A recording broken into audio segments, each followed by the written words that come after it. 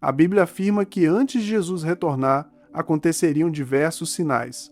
Mas hoje eu quero falar especificamente sobre 3 sinais, porque esses 3 são os principais e acredite, desses 3 sinais, 2 deles já se cumpriram. Agora resta apenas um. Assim que esse último sinal se cumprir, Jesus retorna a qualquer momento. E é exatamente sobre isso que vou falar nesse vídeo. Assista até o final e tenho certeza que vai fortalecer ainda mais a sua fé. Eu quero começar dizendo que há uma enorme diferença entre ler as profecias bíblicas por curiosidade e lê-las como um aviso. Eu tenho levado isso a sério há anos. Muitas pessoas tratam a volta de Cristo como um tema de debate, discutindo, por exemplo, se ele volta antes, durante ou depois da grande tribulação. Assuntos esses que não nos levarão a lugar nenhum. Embora isso aconteça com frequência, posso garantir que a Bíblia nos ordenou para que ficássemos atentos sobre esse assunto, pois a volta de Jesus é o momento mais aguardado da Igreja. Jesus não falou sobre o fim para alimentar especulações ou gerar medo em nós. Ele falou para despertar a Igreja para que ela possa ficar mais vigilante. Ele falou para tirar o seu povo da distração do dia a dia. Ele falou para que ninguém fosse encontrado espiritualmente adormecido. Antes de eu revelar qual é esse sinal, quero dizer algo muito importante, pois ao longo da história, muitas pessoas tentaram marcar datas, tentaram adivinhar quando Jesus voltaria, e todas elas falharam. Mas o fracasso delas não significa que os sinais não sejam reais, pois os sinais são reais.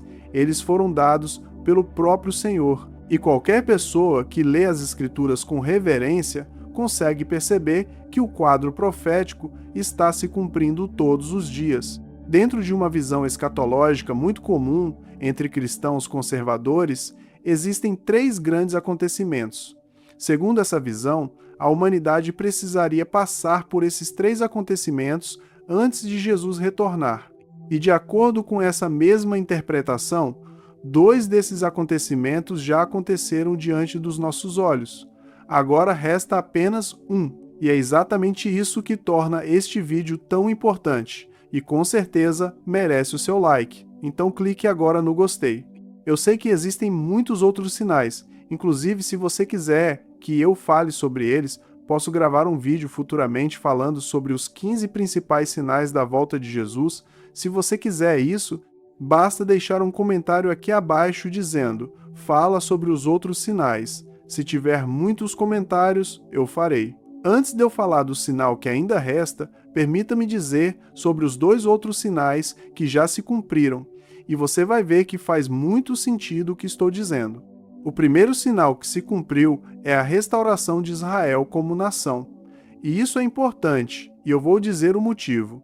Durante séculos, isso parecia impossível. Israel estava espalhado entre as nações. Tinha judeus vivendo na Europa, nos Estados Unidos, na Espanha, em vários lugares que você possa imaginar. Jerusalém foi pisada por diversos impérios, pois os judeus haviam perdido o controle. O povo judeu foi disperso pelo mundo. Humanamente falando, o que aconteceu com Israel parecia irreversível, parecia que nunca mais eles iriam se recuperar. Mas a Bíblia dizia que Deus traria esse povo de volta da sua nação, e não porque Israel merecia, porque Israel muitas vezes abandonou o Senhor e quebrou a aliança que fizeram com Deus. Embora eles fossem rebeldes, Deus disse que os traria de volta, e trouxe, porque Deus vela sobre a sua palavra para cumpri-la. O profeta Ezequiel descreve a visão do vale de ossos secos. Quem já leu vai lembrar do que estou falando. Em Ezequiel capítulo 37, esses ossos representam a casa de Israel, e Deus declara que traria esse povo de volta à vida, que os devolveria à sua terra e que os levantaria novamente como nação. O erro que muitos cometeram foi durante séculos tratarem essa passagem apenas como simbólica, mas a história mostrou que não era somente linguagem poética, era profecia, era algo que iria acontecer de forma literal. Em 1948, Israel se tornou oficialmente uma nação novamente. O povo voltou com identidade, língua, governo e território. Depois de quase 2000 anos de dispersão, um povo retornou à sua terra. Esse é um dos momentos mais impressionantes da história humana. Do ponto de vista bíblico, o estranho seria se Israel nunca tivesse voltado. O estranho seria a profecia falhar, mas a profecia não falhou. Portanto, o primeiro sinal já aconteceu.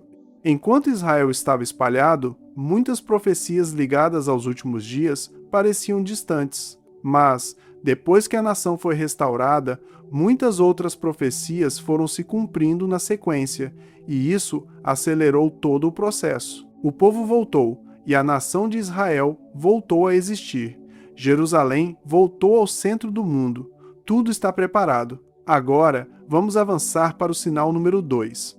Antes de eu falar desse sinal importante, quero dizer que a nossa formação em teologia bíblica está com vagas abertas e, ao concluir, você receberá o seu certificado de conclusão. Esse é com certeza um dos cursos de teologia bíblica mais completo da internet.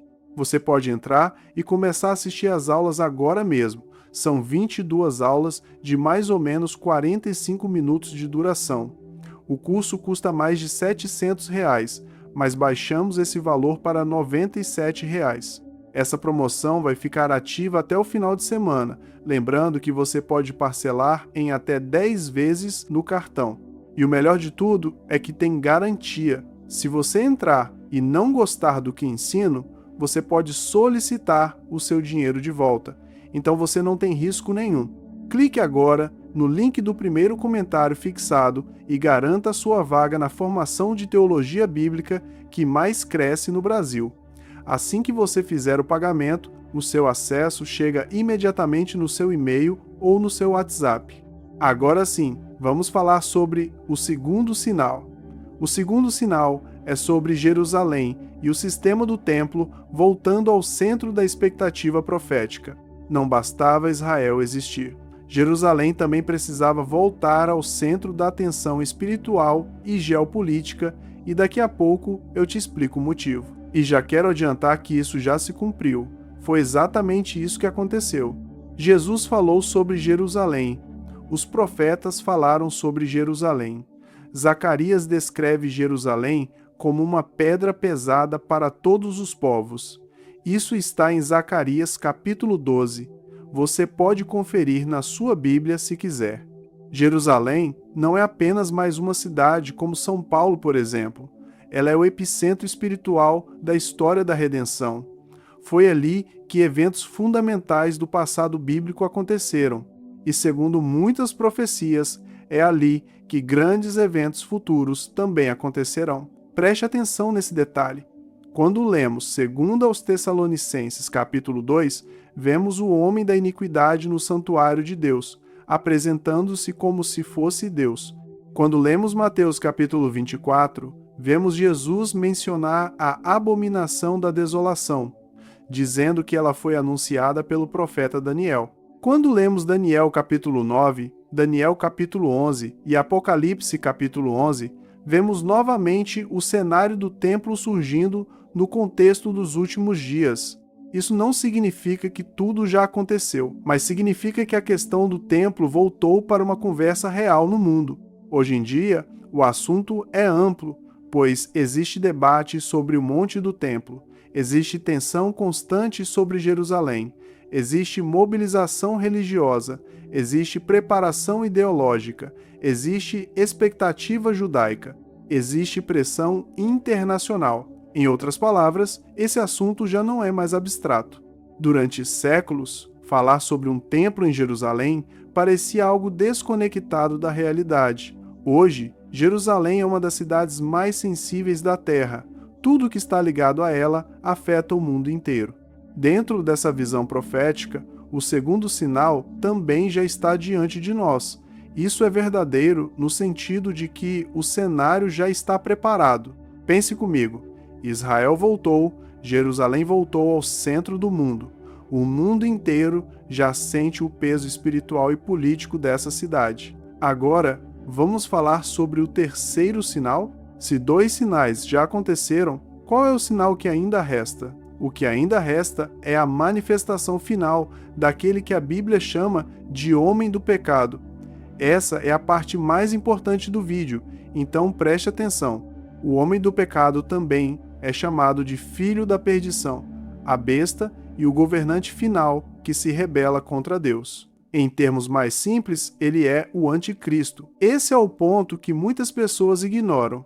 A Bíblia aponta para uma concentração final da rebelião humana em torno de uma figura específica. Essa figura terá poder político, influência espiritual e alcance global. E o mundo já está sendo preparado para isso. Daqui a pouco vou te dar alguns exemplos. Embora o mundo já esteja se preparando para isso, não significa que podemos dizer com certeza quem ele é. Não podemos, de forma alguma. Também não significa que todo líder forte seja o anticristo. Não é assim que as escrituras devem ser tratadas. Mas significa que a estrutura mental, moral e política para sua chegada está se formando. E está se formando de uma maneira impressionante. O anticristo não surgirá do nada.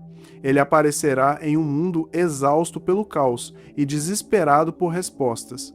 Ele surgirá como a solução para a crise. Ele falará a linguagem da paz, da estabilidade, da unidade e da segurança. Mas por trás dessa aparência de ordem, haverá uma rebelião direta contra o Deus verdadeiro. É isso que a Bíblia afirma. A humanidade está sendo condicionada a aceitar governo sem verdade. Está sendo preparada a aceitar paz sem arrependimento. Está sendo direcionada a aceitar espiritualidade sem Cristo.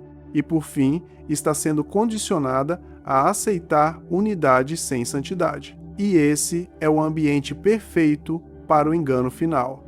Paulo diz em 2 aos Tessalonicenses, capítulo 2, que essa figura virá com poder, sinais e falsos prodígios. Apocalipse mostra um sistema global de adoração, controle e submissão. Daniel descreve arrogância, blasfêmia e perseguição. Jesus alerta sobre um engano em escala intensa. Portanto, o último grande sinal que ainda falta, segundo essa visão, o que ainda falta é a chegada clara dessa figura escatológica final.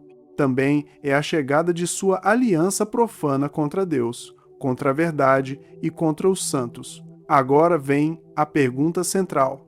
O espírito do anticristo já está em ação? Aqui está a parte mais importante desse ensino. O fato de ainda restar um sinal não deve nos fazer relaxar espiritualmente. Muito pelo contrário, deve nos tornar sóbrios. Quando a Bíblia fala sobre os eventos finais, ela também mostra um processo de preparação e não apenas um homem mau. O espírito do anticristo já está em ação no mundo desde a época dos apóstolos. Isso está em 1 João, capítulo 4. Mesmo que a manifestação completa ainda esteja no futuro, a atmosfera do engano já está ativa. Vou te mostrar agora os sinais que mostram que o cenário está sendo preparado. Por exemplo, quando a verdade é tratada como relativa, quando o pecado é normalizado, quando a fé é reduzida a sentimentos sem doutrina, quando as pessoas querem bênçãos sem a cruz, quando as pessoas querem salvação sem arrependimento, e o pior de todos é quando as pessoas querem um reino sem o Rei dos Reis. O mundo moderno está treinando as pessoas para aceitarem substitutos de Cristo, um falso salvador político, uma falsa paz internacional, uma falsa espiritualidade universal e uma falsa unidade religiosa. É por isso que a igreja não pode brincar de cristianismo em um tempo como este. Se Israel voltou, se Jerusalém voltou ao centro, e se o mundo já deseja uma solução global, uma falsa esperança centrada no homem e uma solução mundial que exclui o senhorio de Cristo, então eu te pergunto, por que tantas pessoas ainda continuam dormindo? A volta de Jesus é um chamado para um povo santo. Pessoas que entendem os sinais não entram em pânico, mas também não vivem vidas superficiais. Pessoas que entendem os sinais não marcam datas para a volta de Jesus, mas também não desprezam a urgência que estamos vivendo. Pessoas que entendem os sinais não correm atrás de falsas profecias e teorias sensacionalistas, mas também não chamam de exagero aquilo que a Bíblia chama de alerta. A grande tragédia da nossa geração nunca foi a falta de informação.